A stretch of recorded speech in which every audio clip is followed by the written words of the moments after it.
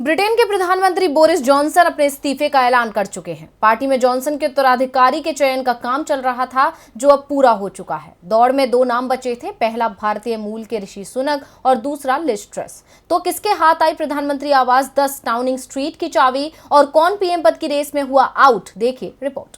Britain में Boris Johnson के बाद कौन होगा प्रधानमंत्री, इस सवाल का जवाब आज मिल गया है।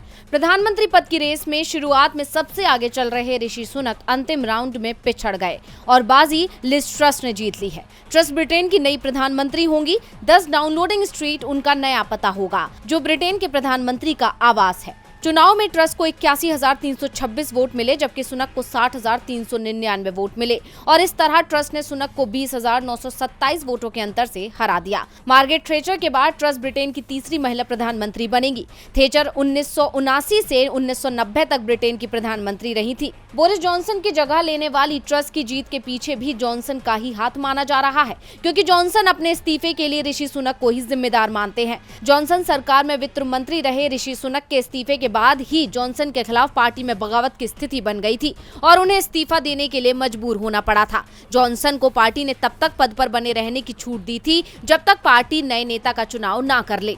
इसके बाद से ही जॉनसन ने ऐलान कर दिया था कि वो सुनक को पीएम नहीं बनने देंगे। लिज ट्रस बोरिस जॉनसन की सरकार में विदेश मंत्री भी रह चुकी हैं। ट्रस की जीत के साथ ही ब्रिटेन को पहला अश्वेत सीएम मिलने का सपना भी टूट गया है। अगर सुनक को जीत मिलती तो ब्रिटेन के इतिहास में वो पहले गैर श्वेत पीएम होते, लेकिन अब ये साफ हो चुका है कि सुनक नहीं ट्रस ब्रिटेन की नई पीएम बनेगी। नई पीएम के चुनाव के लिए मतदान का अधिकार 1,80,000 टोरी सदस्यों को था, जिसमें शुरुआत से ही ट्रस का पलड़ा भारी दिखाई दे रहा था, जबकि इससे पहले कंजर्वेटिव पार्टी के सांसदों के बीच कराए गए चुनाव में सुनक को भारी बढ़त मिली थी। शुरुआती राउंड में तो ट्रस सुनक के आसपास भी नहीं थी, वो तीसरे नंबर पर चल रही थी, लेकिन अंतिम दौर आते आते उन्होंने अपनी स्थिति को सुधारा और दूसरे स्थान पर पहुंच गए, जिसके बाद फैसला टोरी सदस्यों पर आ गया। 2 सितंबर तक टोरी सदस्यों ने वोटिंग की और आज वोटिंग का फैसला सामने आ गया। डीवी लाइव की रिपोर्ट।